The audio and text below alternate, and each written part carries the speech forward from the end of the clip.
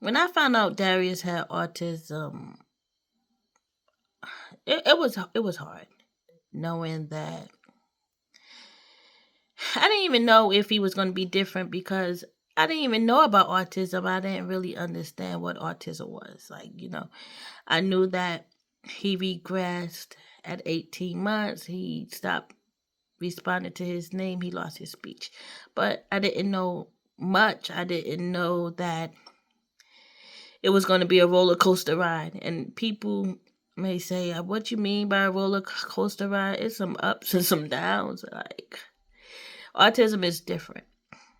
And when you are raising a neurodivergent kid, and if you never raised one before, you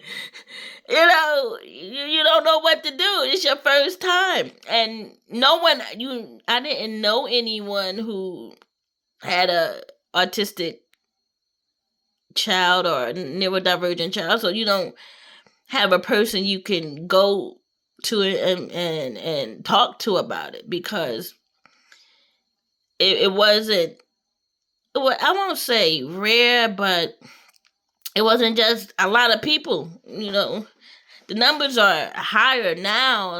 There's more people, there's more parents out there, people are putting it out there. So there's more resources, there's more parents, showing us what it's like to have an autistic individual in their life. And, I've been doing this for 20 years, and it's still not easy. But it's not like it was in the beginning. The beginning, I still have questions. I still have a lot of questions. Because every phase comes with different questions, different things that you have to do, different things you are still learning about your kid. And it's different. So I see a lot of parents on social media, young ones, especially young ones, crying and grieving. And a lot of people look at them like, why are you crying? Why are you grieving? Because it's not what they expected. Their life is going to be different. If you never raised a neurodivergent kid, life is going to be different. And the thing about it, you have autistic adults saying, well, they understand. You don't understand because you are not raising a neurodivergent kid. You were a neurodivergent kid, but you weren't a parent of a neurodivergent kid. So there's a difference. Because a neurodivergent person, they can give you insight, but they never raised a neurodivergent kid unless they are raising a neurodivergent kid. And I'm sure that if they are learning it too, because they are different. Being neurodivergent and having a kid, raising one, is probably totally different for them too. So do they have the answers? Everyone trying to put the pieces together. And that's why sometimes we use the puzzle piece. No one's supporting autism speaks. It's just like we trying to put this together. And it's not like we trying to put our child together. We trying to put autism together because we don't have the answers. It's like we are raising children with autism that we are learning about every day. So imagine, nothing about autism, but you have to raise this little person who has it. You don't understand it. You don't know what to do, and it's driving you nuts. And you crying, you upset, you don't know what to do, and people look at you. Why are you crying? You're a parent. Raising a kid with autism is not the same. Someone who doesn't have a kid with autism cannot tell you anything about raising a kid with autism. They cannot. It's something that you have to learn. You have to learn your kid. Every day you got to learn them. Everyone is different. People are different. People on the spectrum are different. You have different levels. People don't like using levels, but there's some levels to this because everyone on the spectrum is different. You just can't say everyone's just autistic and then you go to the doctor and my son is autistic and then the doctor thinking, well, he just He's high functioning. I don't. People don't want you to use that, but he doesn't have high support needs. So the doctor thinking, well, this kid coming in, he's autistic. What does that mean? He doesn't know. But when you take your kid and I had to take Darius to the hospital, and I love the people. They was very understanding, and they helped, and it was different for them. I know it was different for them. It was different for me because it was the first time he was in the hospital. He had to stay in the hospital, and it was an experience. It was definitely an experience for everybody.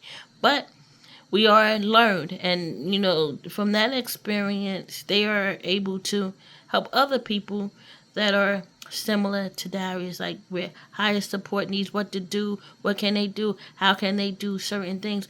So everyone is just learning. Professionals, teachers, it's every day we are just learning. And parents, they are part, we learning too.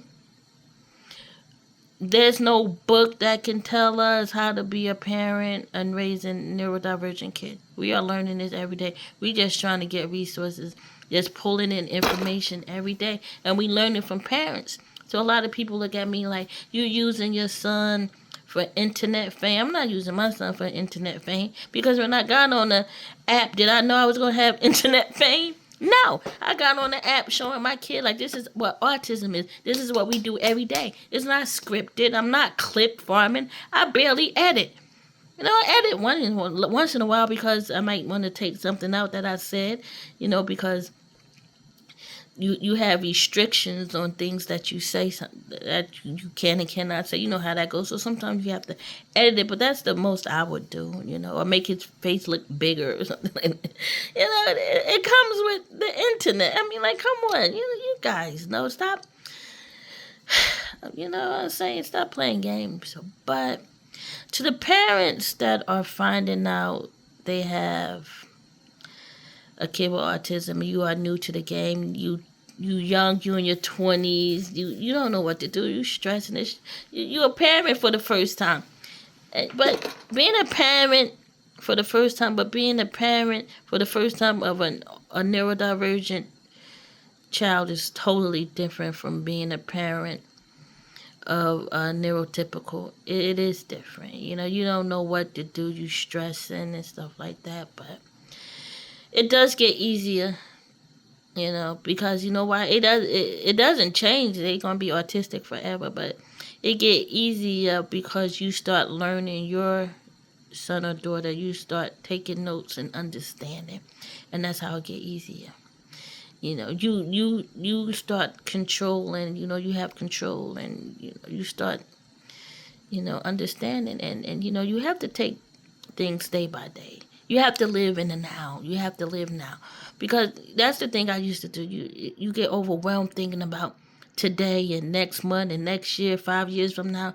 You get stuck thinking, and then that's when you start feeling the stress. You feel overwhelmed. You get the depression because you're just trying to map out this life in your head. Like, you're trying to map out his life. Like, okay, what is his life going to be? What am I going to do? You just start it's get overwhelming, and it sends you into like a state of depression.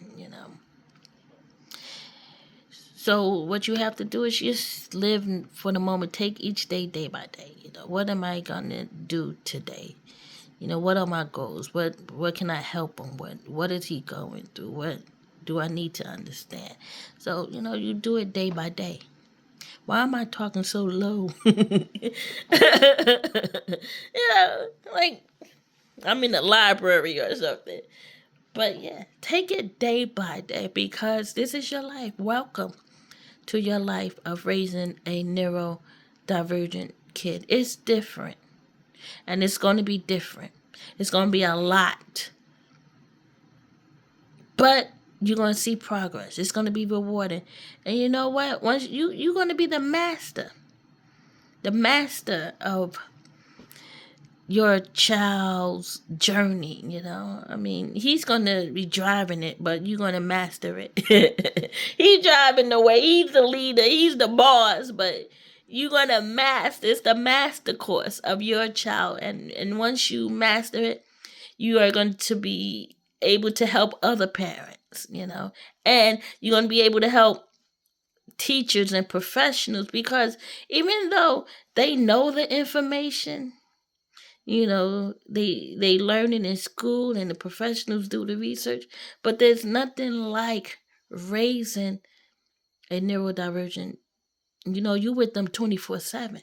You start seeing stuff. I got an example. Like I know Darius so well. Like I don't even realize this, because today I saw something on his leg that wasn't there, and I'm like, I don't pay attention to his legs, but somehow I pay attention to his legs without knowing. I'm like, that wasn't there the other day. What is it? Do I need to put some ointment, some petroleum jelly?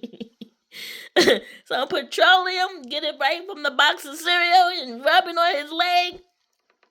But yeah, and I didn't realize, like, we start getting, and they said we have superpowers. We do. We do have superpowers. We actually do have superpowers, because stuff start just coming to us just like our bodies and mind and soul. We just get in tune with our child, but you got to open up your eyes, and it will come to you. It would just start being innate. Isn't that like amazing? Like I don't look at his legs, but then I notice, well, hey, that wasn't there. And that's just the way it is. It's just like we are the superwoman. We are the supermen, and we are warriors too. And people don't like when we say that, because you think this, you think that. We just know that this is our kid, and we are gonna fight hard. We're gonna get there, but in the beginning it's rough, because we all over the place.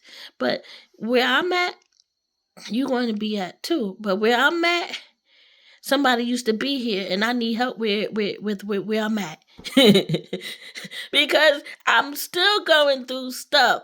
Like, you're going to go through stuff, so we got to keep the train going. We have to look to the people that went before us. They have the knowledge, and and they don't have all the answers, but they have the knowledge to help us find the answers that we need for our kid. And that's a blessing, because this autism stuff is not in the book. And I don't care what the professionals tell you, because they know the medical this, they know the words, they know the fancy words that we don't know. But what they don't know, unless they are doing it themselves and they are learning themselves, because if you find a professional and they got a neurodivergent kid, I bet you they tell you that the information that they know and raising the neurodivergent kid don't come together. They trying to piece it together, and that's why we try to use these puzzle pieces. We trying to piece this stuff together. And so take each day, take it day by day. Take it day by day.